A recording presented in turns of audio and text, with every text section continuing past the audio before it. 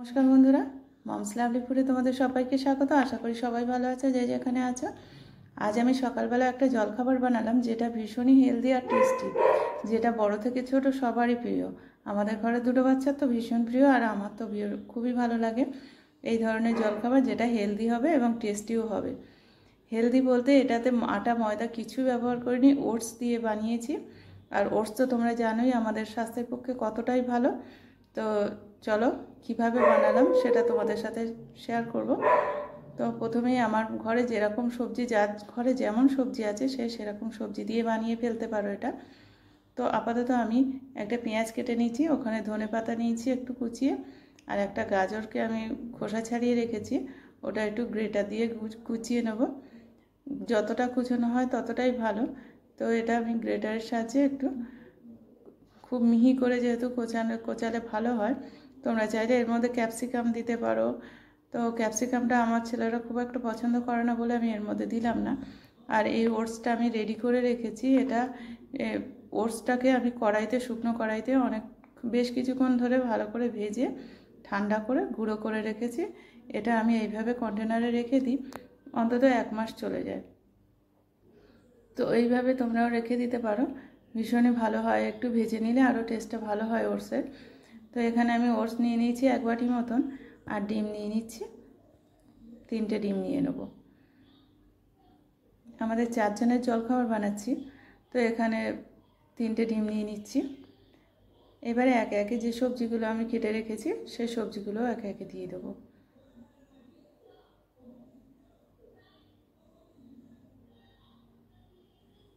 এবারে আমি একটা টমেটো আর কিছু কাঁচা লঙ্কা খুব কুচি করে নিয়ে সেটাকেও দিয়ে দিচ্ছি।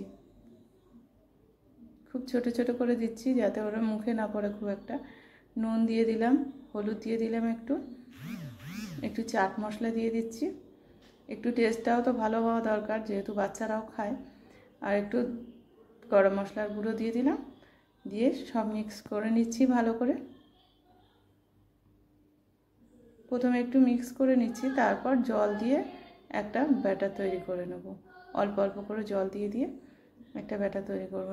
যদি এরকম ব্যাটার তৈরি করার সময় মনে হয় যে সবজিটা বেশি লাগছে, ওটসটা কম লাগছে, তো পরে আবার একটু ওটস মিশিয়ে দিও। আমারও যেরকম মনে হচ্ছে এতে আর একটু ওটস লাগবে, কেননা সবজি বেশি হলে ওটসটা কম হয়ে গেলে তখন যখন ওটা আমি তৈরি করব তখন ওল্টাতে গেলে ভেঙে যেতে পারে।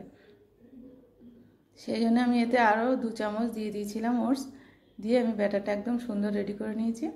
ফ্রাইং প্যানে একটু ঘি দিয়ে দিলাম, বাটারও দিতে পারো।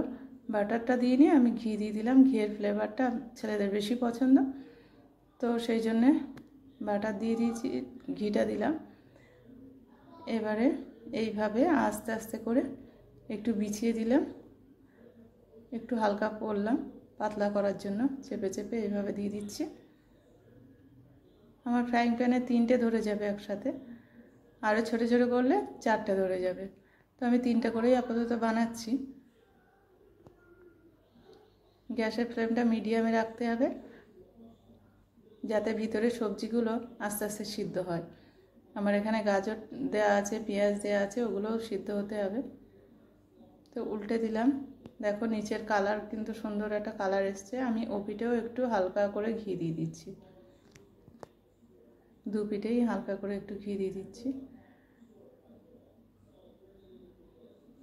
এবারে একটু এপিট ওপিট করে ভালো করে নাড়াচাড়া করে লাল লাল করে তুলে নিতে হবে। খেতে কিন্তু অসম্ভব সুন্দর হয়, তোমরা বাড়িতে ট্রাই করে দেখো, অবশ্যই ভালো হবে খেতে, সবারই ভালো লাগবে এটা। তো আবার আমি আরেকবার দিয়ে দিলাম, 4টে করে দিয়েছি। এবার একটু ছোট সাইজ হয়ে গেছে দুটো, আর একটু বড় সাইজ হয়েছে, এগুলোও আমি তুলে নেব। তোমাদের যদি ভিডিওটা ভালো লাগে অবশ্যই কিন্তু লাইক অ্যান্ড সাবস্ক্রাইব করে দিও, আমার পাশে থেকো নতুন নতুন ভিডিও দেওয়ার জন্য। তোমরাও কমেন্ট করো কেমন হয়েছে, যদি ভালো হয় অবশ্যই কিন্তু লাইক করে দিও। তো আমার হয়ে গেছে কিন্তু এই পিঠটাও, একটু রং ধরা পর্যন্ত লালচে করে তুলে ফেলতে হবে। হয়ে গেছে, তুলে ফেললাম। Tata, bye bye.